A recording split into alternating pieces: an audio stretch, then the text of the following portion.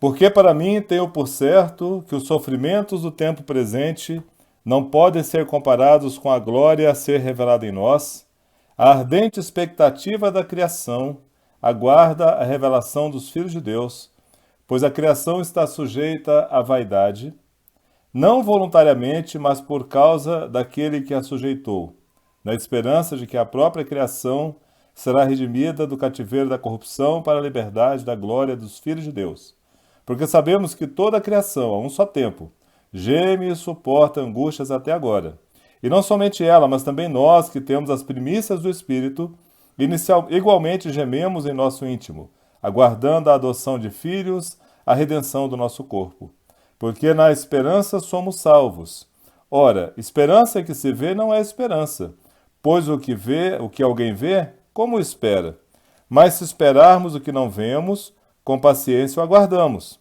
Também o Espírito, semelhantemente, nos assiste em nossa fraqueza, porque não sabemos orar como convém, mas o mesmo Espírito intercede por nós sobremaneira, com gemidos inexprimíveis. E aquele que sonda os corações sabe qual é a mente do Espírito, porque segundo a vontade de Deus é que ele intercede pelos santos. Sabemos que todas as coisas cooperam para o bem daqueles que amam a Deus, daqueles que são chamados segundo o seu propósito. Porquanto aos que de antemão conheceu, também os predestinou para serem conforme a imagem de seu Filho, a fim de que ele seja o primogênito entre muitos irmãos. E aos que predestinou, a esses também chamou, e aos que chamou, estes também justificou, e aos que justificou, a esses também glorificou. Que diremos, pois, à vista dessas coisas? Se Deus é por nós, quem será contra nós?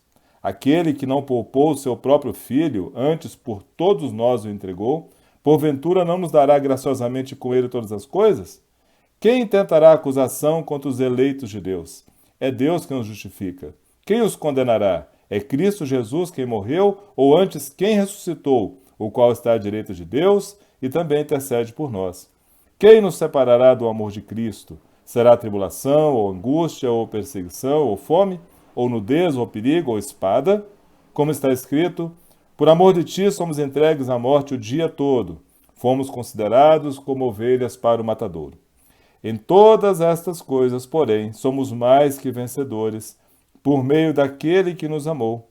Porque eu estou bem certo que nem a morte, nem a vida, nem os anjos, nem os principados, nem as coisas do presente, nem do porvir, nem os poderes, nem a altura, nem a profundidade, nem qualquer outra criatura poderá separar-nos do amor de Deus que está em Cristo Jesus, nosso Senhor. Amém. Caros irmãos e irmãs, essa passagem de Romanos 8 é uma passagem muito conhecida, e aqui ela vem falar justamente sobre a questão dessa perseverança dos santos. Ou seja, ele começa a falar aqui dos sofrimentos do tempo presente. Então, Paulo começa a tratar do sofrimento do tempo presente. Veja que quando nós lemos essa passagem e nós vemos essa palavra sofrimento, algumas traduções, como Almeida Revista Corrigida, vai falar aflições do tempo presente. Nós sempre vamos pensar inicialmente sobre aquilo que nos acomete, aquilo que vem externamente sobre nós, aquilo que está presente no mundo. E não deixa de ser uma certa verdade, tá? Mas a palavra usada por Paulo para sofrimento, em grego, patema,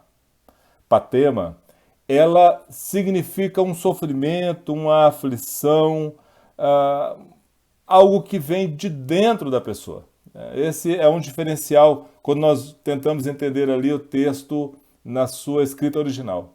Então, quando Paulo vem falar desse sofrimento do tempo presente, também vem falar de paixões, de desejos, paixões desenfreadas, ou seja, tudo aquilo, irmãos, que dentro de nós, surge, se manifesta, se movimenta e nos traz sofrimento.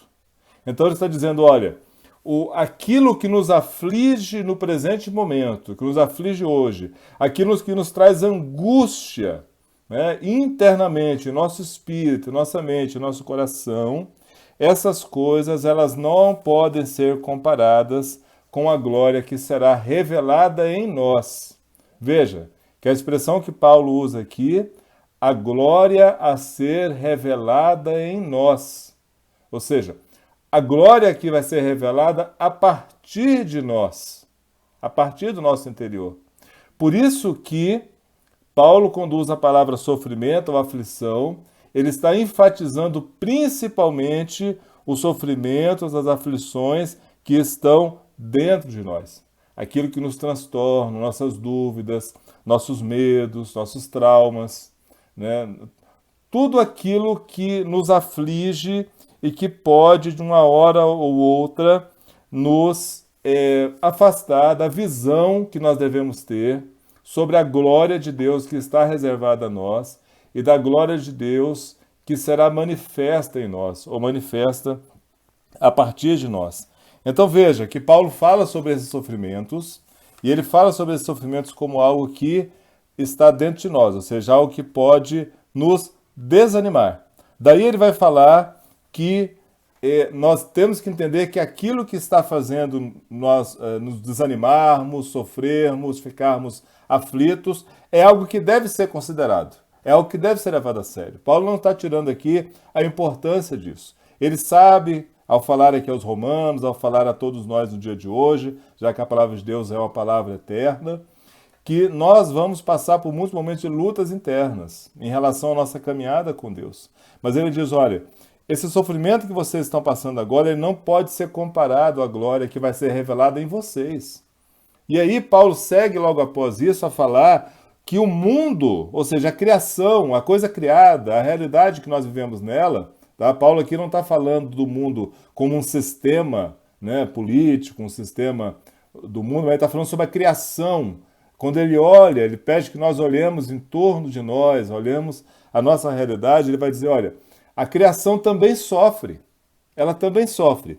E aí Paulo vem dizer que a criação ela sofre, e ele usa aqui a tradução de Almeida Revista Atualizada, diz que ela geme e suporta angústias até agora, e uma melhor tradução para esse versículo 22, a partir do original, seria: pois sabemos que toda a criação geme e sofre junto em trabalho de parto até agora. Em trabalho de parto até agora. O texto original dá a entender que a criação ela está sofrendo, ela está gemendo como uma mulher quando está em seu trabalho de parto. Então veja, que é uma dor, que é um sofrimento, mas uma dor e um sofrimento em relação a algo que vai se manifestar. Então o que Paulo está dizendo aqui é o seguinte: sim, vocês têm sofrimentos internos, vocês têm dúvidas, vocês têm desejos lutando dentro de vocês que muitas vezes podem afastar vocês da perfeita vontade de Deus. Mas veja, não é só vocês. A criação toda sofre disso. A criação toda sofre disso. Ele diz assim, porque a criação está sujeita à vaidade, né? Ou algumas traduções vão dizer, está sujeita à futilidade. E ele diz, não é culpa da criação, mas por aquele que a sujeitou, quer dizer, o próprio pecado que sujeitou toda a criação a essa situação. Então o que Paulo está dizendo, olha, a criação ela também sofre, mas ela sofre porque ela quer ser restaurada. Ela tinha uma situação inicial, essa situação ela se perdeu com o pecado, mas ela sabe que ela vai ser restaurada. Assim como nós também tínhamos uma situação original, essa situação ela foi afetada pelo pecado, mas pela obra redentora de Cristo, essa nova criação, essa nova situação que vai nos levar de novo a uma situação de glória perante Deus, ela está sendo restaurada. Mas é um processo. Aí que está, é um processo, irmãos. Então veja que nós, quando aceitamos a Jesus como Senhor, como Salvador, nós já entramos em um processo de restauração, em um processo de renovação. Tá? Então, assim como a criação ela geme também em dores de parto, esperando essa nova glória que será revelada a partir de nós, nós também internamente sofremos. Por quê? Porque dentro de nós, as duas naturezas, as duas realidades, elas combatem entre si. Então veja, nós pela fé em Cristo, nós somos chamados, né, somos salvos, somos colocados na situação de filhos de Deus. E isso é uma realidade que já muda dentro de nós. Mas nós não somos retirados do mundo, nós não somos retirados da criação, nós continuamos aqui. Então nós temos essa nova realidade, mas essa nova realidade nós continuamos aqui. E então nós temos nossas lutas diárias contra nossas limitações, contra nossas dúvidas, contra o desejo do pecado, contra nossos vícios, contra nossas más inclinações. Tudo isso permanece. E essa luta ela está dentro de nós. E talvez Paulo tinha recebido já de vários irmãos esta notícia de falar, Paulo, eu aceitei Jesus, eu entendo que eu sou nova criatura, eu entendo que o Espírito Santo está em mim, mas eu percebo que dentro de mim ainda o velho homem está ali, né, se manifestando em minhas lutas e minhas dúvidas. E Paulo vem falar justamente isso, olha, não esteja demasiadamente angustiado com isso, porque isso é uma realidade da natureza. Nossa natureza ainda está sujeita ao pecado, né? Sujeita a, vamos dizer assim, a essas coisas que podem nos afastar momentaneamente dos caminhos de Deus. Mas veja que, irmãos, isso é comum a todos. O que eu quero dizer, né? Essa boa notícia é a seguinte: todo mundo sofre, tá? Todo mundo sofre, todo cristão sofre essas dores, tá? Pode ser aquele aparentemente mais piedoso, ele vai sofrer também essas dores, até aquele irmão iniciante na fé, aquele irmão que está desanimado na fé, todos vão passar dia a dia pelos mesmos sofrimentos, ou sofrimentos particulares, diferentes, mas haverá esses sofrimentos. É por isso que a palavra de Deus nos orienta e nos ordena para que nós sejamos misericordiosos uns para com os outros, irmãos, tá? Na primeira carta de Pedro, capítulo 3, versículo 8, nós temos a seguinte fala, né? Finalmente, sede todos de igual ânimo, compadecidos, fraternalmente amigos, misericordiosos, humildes. A palavra misericordioso aqui, no grego, ela está escrito simpatel, que é a palavra que depois virou simpatia na nossa língua latina, né? Simpatia, simpatel. E a palavra simpatel, irmãos, era justamente uma junção de duas partes. A primeira parte, sim, em grego, que é algo como juntamente, né, estando juntos, e patel, que é sofrimento, que é dor, né, que é aflição. Por isso que nós falamos aí que essa palavra sofrimento aqui é patema, quer dizer, é uma derivação de patel. Então, a pessoa ela precisa ser simpatel em relação ao outro, simpática em relação ao outro, no sentido de que ela deve procurar sofrer junto com a outra as aflições, se colocar junto com a outra, né? Tem uma expressão no inglês que diz assim, calçar os sapatos do outro, né? Então, colocar as dores do outro como se fossem suas, para você entender que cada um de nós tem as suas dores, tem as suas lutas, tem as suas aflições, e não cabe a nós atuarmos como juízes do irmão, mas atuarmos como auxiliares do irmão, como ajudador do irmão, ajudando ele nessa caminhada. Então Paulo vem falar sobre isso no início dessa passagem, quando ele diz, olha, mas tenha uma esperança. E as pessoas poderiam falar para Paulo, mas esperança? Olha o que eu estou vendo em minha volta, olha o sofrimento, olha o meu sofrimento interno, minhas lutas. E aí Paulo vem dizer, irmãos, esperança é isso, esperança pelo que não se vê. Porque se você visse, não era esperança. Então Paulo vem dizer, olha, mantenha uma esperança. Mantenha uma esperança, porque aquilo que está reservado para nós é muito maior. Veja, a glória que está para ser revelada em nós, irmãos. Paulo está aqui apontando para a nossa realidade futura de transformados realmente pela segunda vinda de Cristo. Ou pelo momento em que nós formos chamados para o céu. Mas Paulo informa em cartas, como a carta, por exemplo, aos Filipenses, né, e aos Tessalonicenses, onde ele diz ali da volta de Cristo, da nossa transformação em nova criatura. Então é isso, toda a criação, irmão, sofre também. Todo mundo inteiro geme, esperando este novo momento. E a gente sabe que não é fácil, a gente sabe que essa esperança para ser mantida, ela exige luta interna. Mas Deus, na sua misericórdia, né, sendo simpatel, né, simpático para conosco, ou seja, colocando junto conosco, sofrendo as mesmas dores que nós, ele nos dá o quê? Ele nos dá um ajudador. Ele nos dá o Espírito Santo. Então, por isso Paulo vem falar do Espírito Santo. Ele fala, olha, o Espírito Santo, ele nos assiste em nossa fraqueza. Por quê? Porque o Espírito Santo sabe das nossas, Deus sabe nossas limitações, e por isso que ele coloca o Espírito Santo para nos ajudar. Ah, mas eu não sei, às vezes, como orar, eu oro a Deus, eu não sei se eu orei de forma, falei a Ele tudo aquilo que eu estou sofrendo, mas aí ele diz, o Espírito Santo também intercede por nós, com gemidos inexprimíveis. Porque Paulo diz, nós não sabemos orar. Por que nós não sabemos orar? Né? Paulo não está dizendo que nós não somos aptos a orar, não é isso. Mas é porque oração, irmão, é uma conversa. Oração é uma fala com Deus. E quando nós conversamos com Deus, nós comunicamos a Deus os nossos sofrimentos, comunicamos a Deus nossas necessidades, né? Nós somos gratos a Deus por tudo aquilo que Ele nos faz, mas ao mesmo tempo nós temos uma dificuldade de realmente fazer uma análise e entender todas as nossas necessidades.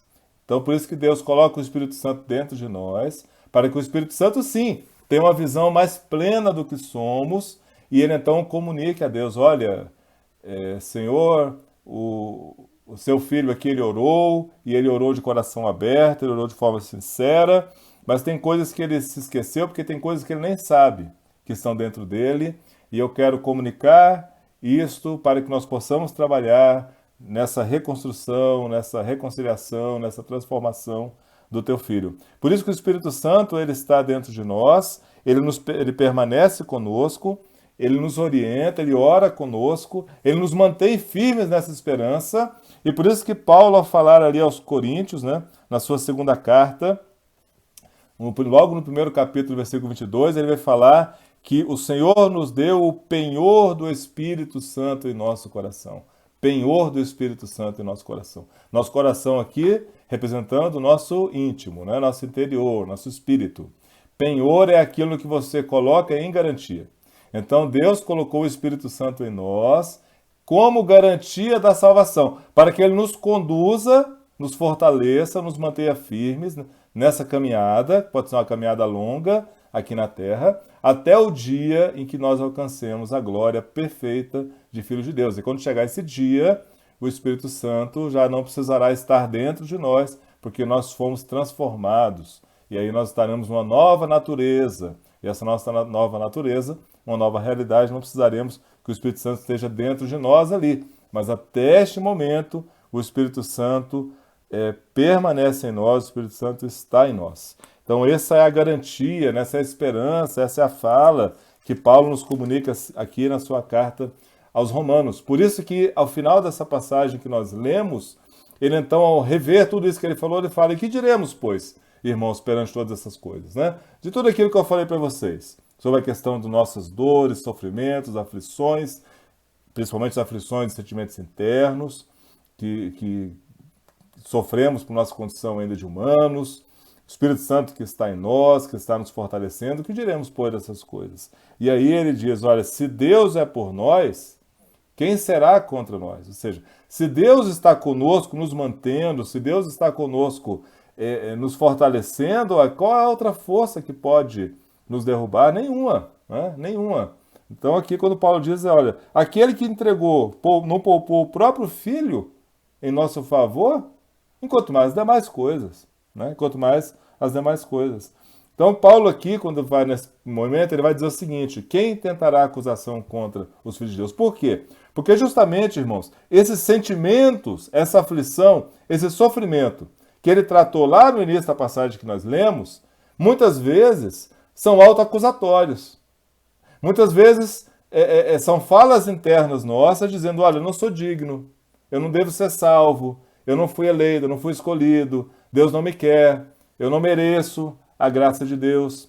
Então, essas dúvidas surgem dentro de nós, E então, Paulo vem dizer, olha, quem é que vai poder condenar vocês? Quem é que vai poder acusar vocês? Se é o próprio Deus que o justifica, se é o próprio Cristo, Filho de Deus, que foi entregue para a sua salvação. Então, que história é essa de você deixar ser dominado por essas vozes interiores, por esses sentimentos interiores que vêm dizer a você que você não é uma pessoa digna? Você é uma pessoa digna, porque Jesus tornou você uma pessoa digna. Você é uma pessoa digna porque aquele que está em você, o Espírito Santo, ele te santifica. E ele te ajuda a caminhar nesse mundo, mesmo com suas dúvidas, dores e aflições. Então por isso que ele vem dizer aqui. E aí quando Paulo diz, olha, quem nos separará do amor de Cristo? Quando ele fala tribulação, espada, perseguição, fome, nudez, perigo, irmãos, tudo isso é externo. Paulo vem dizer, olha, todas essas coisas que vocês vão estar sujeitos vão separar vocês do amor de Cristo? Não, nem anjos, nem principados, nem forças ocultas, nada, nada, nem profundidade, nem altura, nenhuma criatura tem poder de afastar vocês do Senhor Jesus, de Cristo, de Deus. Por quê? Porque todas essas coisas, elas vão agir ali externamente sobre você, a fome, a espada, a nudez, mas no seu interior, nas lutas que importam, suas lutas interiores, as suas dúvidas, as suas aflições, seus sofrimentos, o Espírito Santo estará com você. Irmãos, vamos nos concentrar nisso em nossas vidas. Nós sabemos que externamente nós temos perigos que aparentemente são realmente ameaçadores e parece que podem afetar-nos na nossa relação com Deus. Mas esses perigos que apresentam-se externamente, irmãos, eles podem até tirar a nossa vida, mas eles não podem tirar a nossa vida eterna. Eles não podem tirar a nossa realidade com Cristo, porque é internamente que Deus faz a obra, é internamente que Deus nos transforma. Por isso que Jesus ali no Sermão do Monte, quando ele fala sobre os nossos olhos, ele diz ali em Mateus 6, versículo 22, são os olhos a lâmpada do corpo, e se os teus olhos forem bons, todo o teu corpo será luminoso, se porém os teus olhos forem maus, todo o teu corpo estará em trevas. Portanto, caso a luz que há em ti seja trevas, oh, que grandes trevas serão. Por isso que Deus aqui, Paulo nos comunica isso, quer cuidar tanto do nosso interior. Porque justamente o nosso interior, se ele estiver bem iluminado, se ele estiver bem cuidado, tudo aquilo que é externo terá pouquíssimo efeito sobre nós. Pouquíssimo efeito sobre nós. Então, irmãos, que nós saibamos que essas lutas que você enfrenta, né, essas lutas internas que você carrega na sua vida, não são sinais de que você não é escolhido de Deus, que Deus não te ama. Não, não é isso. São suas limitações, são as minhas limitações, são as nossas limitações. E é justamente nessas limitações que o Espírito Santo nos assiste. E quando Paulo vem dizer ali ao final que em todas essas coisas somos mais que vencedores por meio daquele que nos amou, ou em outra tradução, a tradução direta do grego pode dizer, mas em todas essas coisas vencemos através daquele que nos ama. Vencemos através daquele que nos ama. Irmãos, somos mais que vencedores, é uma tradução muito bonita, uma tradução válida, uma tradução muito usada.